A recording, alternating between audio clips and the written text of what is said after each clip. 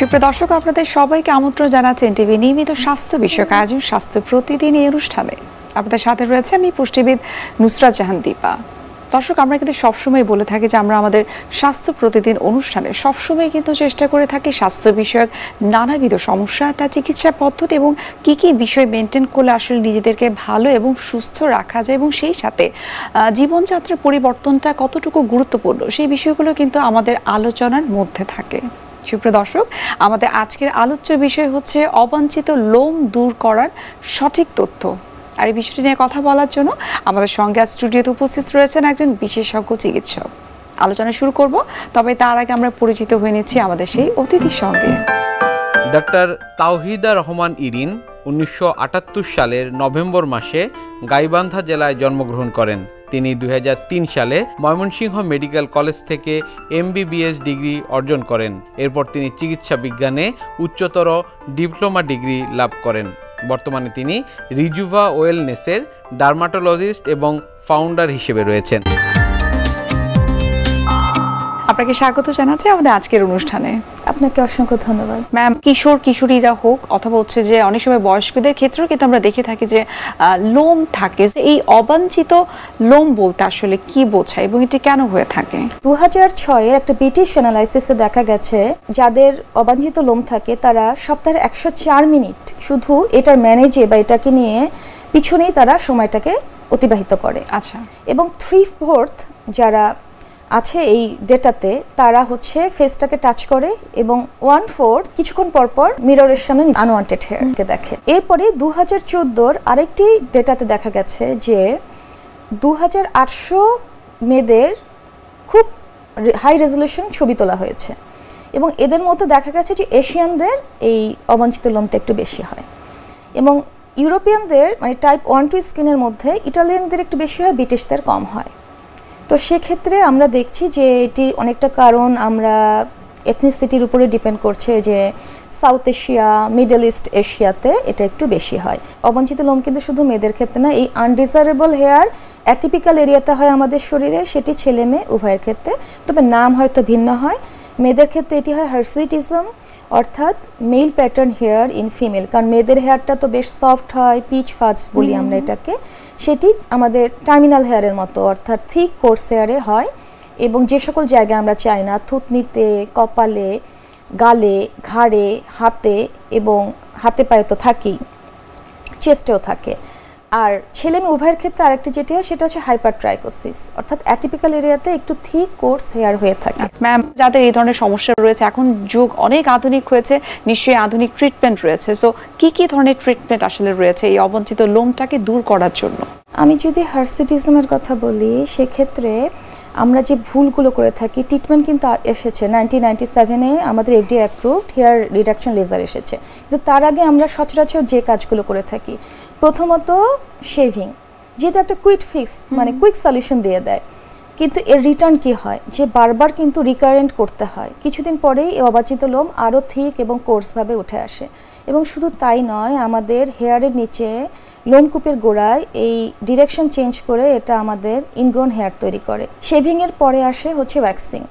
এটু একটা বেশ ডিজায়ার মানে আমরা যেরকম রেজাল্ট চাই সেরকম দেয়, সেটি শুধু ফেসে নেয়, তারা আন্ডারআর্ম, হ্যান্ডস, ফিটসে করে। এক্ষেত্রে স্ট্রবেরি স্কিন নামে এক ধরনের প্রবলেম দেখা দেয়, ফলিকুলাইটিস দেখা দেয়। ওয়্যাক্সিংয়ের ফলে স্কিন কিন্তু স্যাগিনেস হয়ে যায়, তার টেক্সচারটাকে হারায় ফেলে এবং ব্রন বা পিম্পল এই ধরনের সমস্যাগুলো দেখা দেয়। আরেকটি আছে থ্রেডিং, এটি হচ্ছে একটা কিছুটা লং টার্ম সলিউশন, কিন্তু সেটি শুধু আইব্রাও বা আপার লিপসের জন্য হলেও হতে পারে, কিন্তু ফুল ফেসের জন্য না, কারণ অধিকাংশ ক্ষেত্রেই এই যখন তারা থ্রেডিং করে কিছুদিন পরে তারা এক্সেসিভ পিম্পল নিয়ে আসে। কারণ এই যে হার্সিটিজম, এগুলো তো অনেক কারণ আছে। আমাদের মেয়েদের শরীরে যদি মেইল হরমোন মানে ফিমেল বডিতে মেইল হরমোন অ্যান্ড্রোজেন যদি রেইজ করে তখন কিন্তু এই হার্সিটিজমটা দেখা দেয়। আচ্ছা। আর সেটির কারণ একটি খুব কমন কারণ হচ্ছে পিসিওএস। তো এই ভুলগুলো যখন আমরা করে থাকি আমাদের এটির প্রতি ডিপেন্ডেন্ট। আরেকটা ভুল আমরা করে থাকি যে রং কেমিক্যাল চুজ করি, হেয়ার রিমুভাল ক্রিম, এর ফলে স্কিন বার্ন হয়, ডার্ক হয়, স্কিনে একটা শেড দেখা দেয়। আচ্ছা। তো আমরা ট্রিটমেন্টের পর্যায়ে যখন বলছি, এই ট্রিটমেন্টটা ডিপেন্ড করে কারণ হার্সিটিজমের যে যতগুলো কারণ আছে ওই কারণ হিসাবে internal cause, pre counselling, post counselling এবং সেগুলোর সাথে মেডিকেশন, অ্যানালাইসিস এবং হেয়ার রিডাকশন লেজার। অবাঞ্ছিত লোম দূর করার জন্য কোন পদ্ধতিটা অবলম্বন করলে স্কিনটাকে ভালো রাখা যায় এবং সেই সাথে সেই লোমগুলোকে আসলে দূর করা সম্ভব? আমি যতগুলো পদ্ধতির কথা বলেছি যে এগুলো আমাদের দেশে ফ্রিকোয়েন্টলি ইউজ হয়, এদের মধ্যে হচ্ছে হেয়ার শেভিং এর জন্য যে রেজার ইউজ করে অনেক সময় এটা রং ডিরেকশনে তারা ব্যবহার করে, আর প্রত্যেকটার কিন্তু আমি প্রোস অ্যান্ড কনস বলেছি। তো সেক্ষেত্রে আমরা একটা লং লাস্টিং, লো মেনটেনেন্স যদি সলিউশন চাই সেটি হচ্ছে হেয়ার রিডাকশন লেজার। ম্যাম, লেজারটা করলে ত্বকটা কতটুকু ভালো থাকতে পারে এবং কত দিনের জন্য আসলে সেই অবাঞ্ছিত লোম থেকে দূরে থাকা সম্ভব? হেয়ার রিডাকশন লেজার কি করছে, এটা একটা কনসেন্ট্রেশন বিম অফ লাইট যেটা এনার্জিটাকে হিটে কনভার্ট করে এবং এটি টার্গেট করে আমাদের হেয়ারের যদি স্ট্রাকচারটাকে বলি শ্যাফট থাকে এবং আমাদের ফলিকল থাকে, এই ফলিকলে যে ক্রোমোফোর মানে যে মেলানিন থাকে সেটিকে টার্গেট করে এবং তারপরে ফলিকলকে ডিস্ট্রাকশন করে স্লোলি, এবং প্রত্যেকটা সেশনে 10 থেকে ম্যাক্সিমাম 20% কিন্তু ডিস্ট্রাকশন হতে পারে। তাহলে কিন্তু একটি সেশনে এটি পার্মানেন্ট সলিউশন না, মাল্টিপল সেশন প্রয়োজন। এবং এরপরে হেয়ার রিডাকশন লেজার এর মাধ্যমে হেয়ার ফিরে আসতে পারে সেটি সফট এবং লাইট টেক্সচার যেটা আমরা ডিজায়ার করি। এই লেজারটি কিন্তু আমাদের স্কিনের লেয়ারে যাচ্ছে, এটি আমাদের ইন্টারনাল অর্গানকে কোনোভাবে ইফেক্ট ফেলছে না। আরেকটি ব্যাপার হচ্ছে যে আপনার ইকুইপমেন্টটা যদি রাইট হয়, অ্যাডভান্সড হয়, যিনি করছেন তিনি যদি স্কিল প্রফেশনাল হয় এবং মেশিনের প্যারামিটারগুলো যদি ঠিক থাকে তাহলে ক্যান্সার এবং ইনফার্টিলিটির এই সাইড ইফেক্টগুলো হওয়ার চান্স নেই। আর একটা বিষয় সবাই বলে যে বার্ন হয়ে যায় এবং অনেক পেইনফুল, এখন কিন্তু থার্মো ইলেকট্রিক কুলিং প্রসেস থাকে এইসব লেজার মেশিনে, একটা সুদিং এফেক্ট দেয়, পেশেন্ট বুঝতেও পারে যে তার লেজার সেশনটি হচ্ছে। এবং তারা যদি পরবর্তীতে আফটার কেয়ারটা ঠিক মতো করে তাহলে তো এই ধরনের সমস্যা হওয়ার প্রশ্নই আসে না। হেয়ার রিডাকশন লেজার আমাদেরকে কিভাবে বেনিফিট করে, হেয়ার রিডাকশন লেজারের যে লাইটটা ফ্র্যাগমেন্ট হয়ে যায় আমাদের স্কিনে গিয়ে সেটি কোলাজেন এনহ্যান্স করে, এর ফলে স্কিনের টেক্সচার ইমপ্রুভ হয়, কোনো পিগমেন্টেশন থাকলে সেটিও লাইট হয়। মানে আমি একটি আমার পার্সোনাল এক্সপিরিয়েন্স থেকে বলছি, আমার এক পেশেন্ট আন্ডার আর্ম হেয়ার রিডাকশনের জন্য এসেছে, কিছুদিন পরে সে ভীষণ স্যাটিসফাইড, সে বলছে আমার তো হেয়ার রিডাকশন হয়েইছে এবং সেই সাথে স্কিনের টোনটাও ইমপ্রুভ হয়ে গেছে, আগে অনেক ডার্ক এবং ব্ল্যাক ছিল এখন সেটা মানে মনে হচ্ছে আমি একটা ট্রিটমেন্টে এসে আমি দুটো সলিউশন পেয়ে গেছি। কারণ এটা কিন্তু হাইপার পিগমেন্টেশনটাকেও লাইট করতে থাকে, কারণ এখনকার ইকুইপমেন্টগুলো এত বেশি অ্যাডভান্সড এবং আমাদের প্রয়োজন, আমাদের ধারণা এবং আমাদের জন্য অনেক সহজ করে ফেলেছে এবং অনেকে এটাকে অনেক এক্সপেন্সিভভাবে কমপ্লিকেটেড একটা হেয়ার রিডাকশন লেজারটাকে ভাবে, কিন্তু এখন আমরা অনেক ইনস্টলমেন্টের মাধ্যমে আমাদের দেশেও আমরা এটাকে কস্ট ইফেক্টিভ করি। ম্যাম, যাদের পিসিওএস এর প্রবলেম থাকে অথবা পিসিওএস থেকে তাদের অবাঞ্ছিত লোম হওয়ার সম্ভাবনা রয়েছে, তো এই বিষয়টি আমাদেরকে যদি একটু বিস্তারিত বলতেন। গ্লোবালি আনওয়ান্টেড হেয়ারের রেঞ্জটা যদি 4 থেকে 11% হয় সেক্ষেত্রে দেখা গেছে কি 60 বা 70% কেসই হচ্ছে পিসিওএস। এবং আমাদের দেশের একটি ডেটাতে দেখা গেছে 2018-19-এ সেখানে আউট পেশেন্টদের গাইনি বিভাগে যারা আসে তাদের 6%ই পিসিওএস এবং ইনফার্টিলিতে যারা আসেন তাদের 30 to 40%ই পিসিওএস হয়েছে তাদের। তাহলে দেখুন যে পিসিওএস কীভাবে আমাদেরকে প্রভাবিত করছে এবং এটি চাইল্ড বিয়ারিং এজেই কিন্তু পিসিওএসটি হয়। আর এক এক ক্ষেত্রে আসে, যেমন গাইনি আউটডোরে আসছে, আমাদের স্কিনের ক্ষেত্রে যেহেতু পিসিওএসে আরও কিছু উপসর্গ থাকে, যেমন হেয়ার লস থাকে, অ্যাকনে থাকে, মুটিয়ে যাওয়ার সম্ভাবনা থাকে, সেই সাথে ভোকাল চেঞ্জ হতে পারে এবং আমাদের যে অর্গানগুলো আছে সেগুলোর কিছু শেপ চেঞ্জ হয়ে যায়। সে কারণে কখনো ডার্মাটোলজিস্টের কাছে আসে, কখনো এন্ডোক্রাইনিস্টের কাছে আসে, কখনো ওজন নিয়ন্ত্রণের জন্য নিউট্রিশনিস্টদের কাছে আসে। তাহলে পিসিওএস এর কজগুলো কি, আমাদের মেইল হরমোনটা যখন বেড়ে যায় মেয়েদের শরীরে অ্যান্ড্রোজেন, এবং আমাদের ইনসুলিন সেন্সিটিভিটিটা কমে গিয়ে ইনসুলিন রেজিস্ট্যান্স হয়, এরপরে আমাদের যে লুটিনেজিং হরমোন থাকে সেটিও কমে যায়, সে কারণে পিসিওএস দেখা দেয়। আর আমাদের লাইফস্টাইল তো একটি আছেই যে আমাদের সেডেন্টারি ওয়ার্ক, আমরা মুভমেন্ট কম করছি এবং সেই সাথে প্রচুর প্রসেসড প্রিজার্ভ ফুড খাচ্ছি, আর এন্ডোক্রাইন ডিসরাপ্টিং কিছু কেমিক্যাল টক্সিন বিপিএ আছে, এগুলোর কারণে কিন্তু পিসিওএস হয়ে থাকে। আর পিসিওএস হচ্ছে একটি complex hormonal disease with multiple cause, সেই কারণে এর ট্রিটমেন্ট প্ল্যানটাও কিন্তু একটা টিম ওয়ার্ক নিয়ে করতে হয়। যাদের আসলে পিসিওএস এর প্রবলেম রয়েছে, যেসব তরুণীরা কম বয়সে যাদের হচ্ছে, তাদের উদ্দেশ্যে যদি আপনি কিছু বলতেন, কোনো মেসেজ আপনি দিতে চান কিনা? অভিভাবকদেরকে বলছি, কারণ এটা সাধারণত চাইল্ড বিয়ারিং এজে হয় এবং কিশোরী থেকেই হতে থাকে, বাবা মারা যেন নোটিস করেন, কারণ কিশোরীদের যখন আনওয়ান্টেড হেয়ার দেখা দেয়, তাদের ভোকাল চেঞ্জ হচ্ছে আর পিসিএস এর কোনো উপসর্গ, ইরেগুলার পিরিয়ড, তারা কিন্তু এটা শেয়ার করতে চায় না, বা অনেকেই আনওয়ান্টেড হেয়ারটাকে কুইক ফিক্সের জন্য শেভ করে লুকিয়ে থাকে। এবং বাবা মারা যখন আমাদের কাছে আসে তখন অনেকটা অ্যাডভান্স স্টেজে, তো সেক্ষেত্রে একটু সচেতন হবেন। আর পিসিএস এর ট্রিটমেন্টটা টিম ওয়ার্ক, এখানে প্রি কাউন্সেলিং পোস্ট কাউন্সেলিং খুবই জরুরি। এটি সাধারণত আমরা হিস্ট্রি টেকিং এর পরে একটু স্ক্রিনিং করি, অ্যানালাইসিস করি, হরমোনাল প্যারামিটারের মাধ্যমে তো হরমোনাল চেঞ্জগুলো আসে ব্লাড টেস্টের মাধ্যমে, এবং আল্ট্রাসাউন্ডে মুক্তোর মালার মতো ওভারিতে সিস্ট থাকে। ওয়েট গেইনের কারণেও আরও অনেক কিছু আছে, যেমন তাদের ইনসুলিন রেজিস্ট্যান্সের কারণে ডায়াবেটিস থাকতে পারে, থাইরয়েড ডিসফাংশন থাকতে পারে, এবং ওজন বৃদ্ধির কারণে তাদের গলায় অ্যাকান্থোসিস নিগ্রিকান্স, ডার্ক স্পট এবং কিছু স্কিন ট্যাগও থাকতে পারে। তো আমরা পুরোপুরি টিম নিয়ে, যেমন একজন নিউট্রিশনিস্ট, একজন এন্ডোক্রাইনোলজিস্ট, ট্রামাটোলজিস্ট, থেরাপিস্ট, কারণ তার কিন্তু এক্সারসাইজের মাধ্যমে ওজন মানে আমরা ঘরে বসেই এত সুন্দর সুন্দর কিছু টেকনিক দেখিয়ে দেয় যে 3-4 মাসের মধ্যেই কিন্তু তারা সেই মিল প্ল্যান, তারা সেই এক্সারসাইজ এবং আমরা যে মেডিকেশনগুলো দেই সেগুলোর মাধ্যমে তারা ওজনকেও কন্ট্রোল করতে পারে। এবং ওজন যখন কন্ট্রোল হতে থাকে, এক্সটার্নালি আমরা যখন হেয়ার রিডাকশনে কাজ করি, তার পিম্পলের কাজ করি, হেয়ার রিগ্রোথের জন্য আমরা সার্ভিসগুলো শুরু করি, 6 মাস থেকে 1 বছর পরে সে সুন্দর একটি রেসপন্স পেয়ে যায়। এবং সে তখন সচেতন হয় যে আমাকে কোনোভাবে ওজন বাড়ানো যাবে না, বা সে নিজেকে মনিটর করতে থাকে যে তার কি কি প্রবলেম হচ্ছে। এভাবে কিন্তু সে লং টার্ম একটা বেনিফিট পায়। আমরা আরো বিস্তারিত জানবো আপনার কাছ থেকে।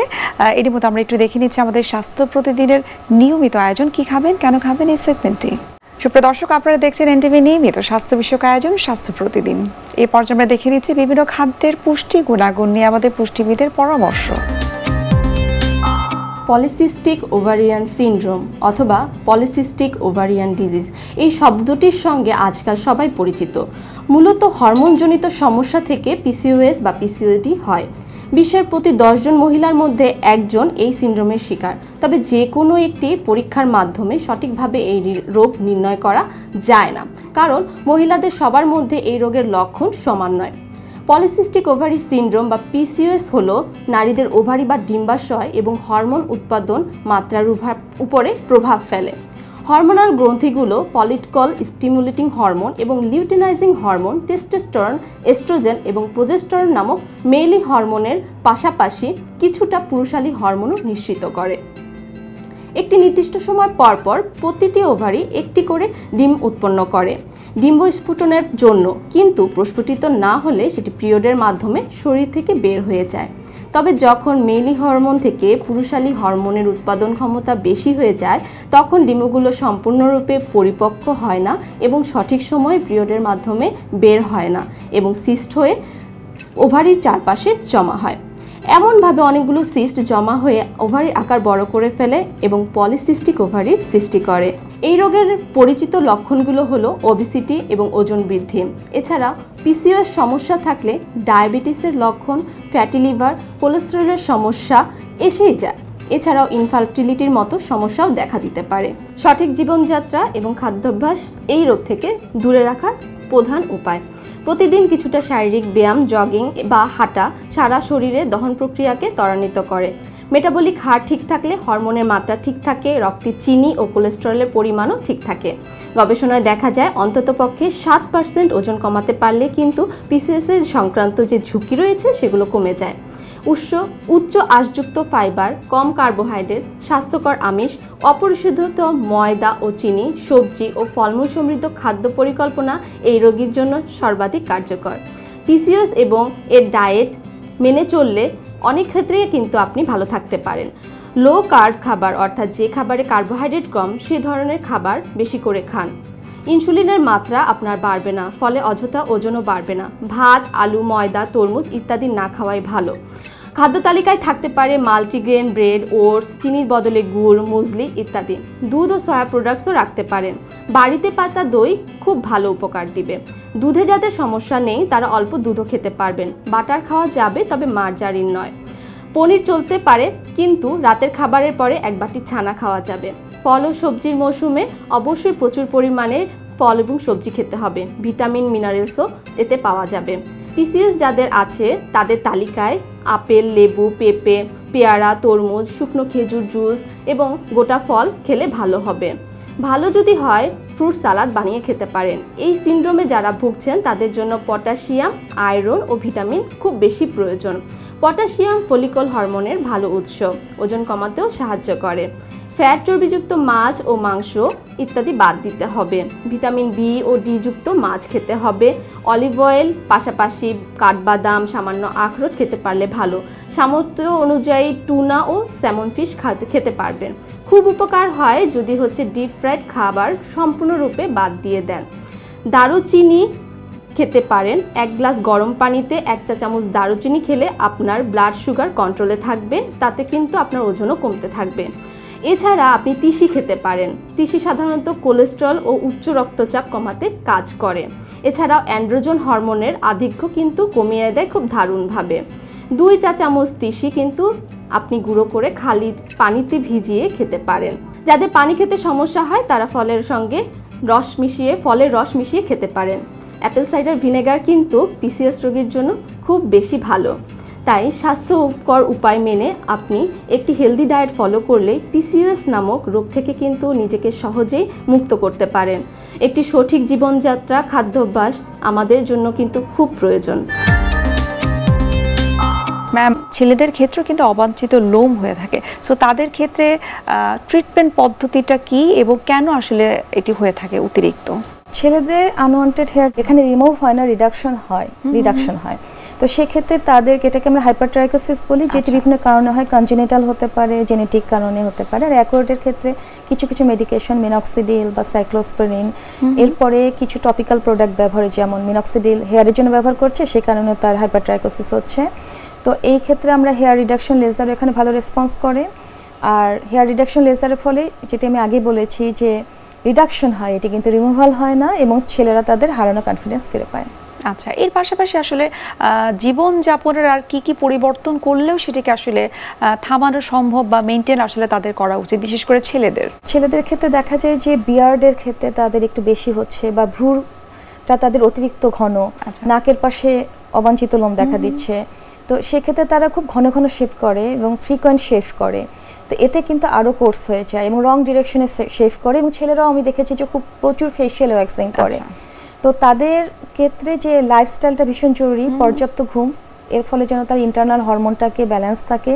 তারা খাবারের ব্যাপারেও তারা সচেতন হবে, মানে ইজিলি অ্যাভেইলেবল, মানে কুইক কোনো জাঙ্ক, প্রিজার্ভ, প্রসেস ফুড না খেয়ে তারা মিল প্ল্যানটাকে জন্য ব্যালেন্সড ভাবে থাকে এবং অ্যাক্টিভ থাকতে হবে। যে কোনো ধরনের ডিজিসি হোক না কেন, যেটি আপনি বারবার বলছিলেন যে আসলে ব্যালেন্স লাইফ লিড করা, হেলদি লাইফস্টাইল ফলো করা, গুড ফুড খাওয়া, এই বিষয়গুলো যদি আমরা মেনটেন করতে পারি, সেই সাথে ঘুমের বিষয়টা আপনি বলছিলেন যে ঘুমটা পর্যাপ্ত হতে হবে, তবেই কিন্তু একটা মানুষের পক্ষে সুস্থ থাকা সম্ভব। অসংখ্য ধন্যবাদ এই অবাঞ্ছিত লোভ নিয়ে এত চমৎকার কিছু ইনফরমেশন আমাদেরকে দেওয়ার জন্য। শুভকামনা রইল এনটিভির পক্ষ থেকে। ধন্যবাদ। সুপ্রিয় দর্শক, এতক্ষণ আপনারা দেখছিলেন এনটিভি নিয়মিত স্বাস্থ্য বিষয়ক আয়োজন স্বাস্থ্য প্রতিদিন। এই পর্যায়ে আমরা দেখে নিচ্ছি আমাদের আগামী পর্বে কি থাকছে। এখন যারা আমরা শহরে বাস করি, তাদের কিন্তু সেই মাছও যদি খাই, সেই ফ্রিজ করা মাছ আসতেছে, কোত্থেকে আসতেছে এটার কোনো হিসাব নাই। এই জন্যে খাবারের ব্যাপারেও মানুষ সচেতন নয়, অনেক অ্যাডাল্টারেশন করছে। আগে কিন্তু মানুষের এই অ্যাডাল্টারেশনটা ছিল না, মানুষের স্ট্রেস ছিল না। এই জন্যে এই ব্যাপারে কার্ডিওভাস্কুলার ডিজিজটা বেশি হচ্ছে। কারণ যার প্রেশার আছে তাকে আমরা যতই বলি আপনি রিল্যাক্সে থাকবেন, কিন্তু রাস্তায় যখন বের হয় ট্রাফিক জ্যাম, অফিসে যাইতে পারে না, অফিসে গেলে বসের বকুনি। তো সব কিছু মিলিয়ে স্ট্রেস ফ্রি থাকার কিন্তু উপায় কমে আসছে। বিশ্বের যে কোনো প্রান্ত থেকে যে কোনো সময় এনটিভি জনপ্রিয় অনুষ্ঠান স্বাস্থ্য প্রতিদিন দেখতে আপনারা ভিজিট করতে পারেন আমাদের পূর্ণাঙ্গ পোর্টাল www.ntvbd.com এ। এছাড়াও এনটিভির বিভিন্ন ধরনের জনপ্রিয় অনুষ্ঠান এবং নিউজ আপডেট পেতে আপনারা ভিজিট করতে পারেন আমাদের ইউটিউব চ্যানেল এবং ভেরিফাইড ফেসবুক পেজে। সুপ্রিয় দর্শক, আজ এখানে শেষ করতে হচ্ছে। দেখা হবে আবারও আপনাদের সঙ্গে। সে পর্যন্ত আপনারা সবাই ভালো থাকুন, সুস্থ থাকুন এবং সবসময় এনটিভির সঙ্গে থাকুন।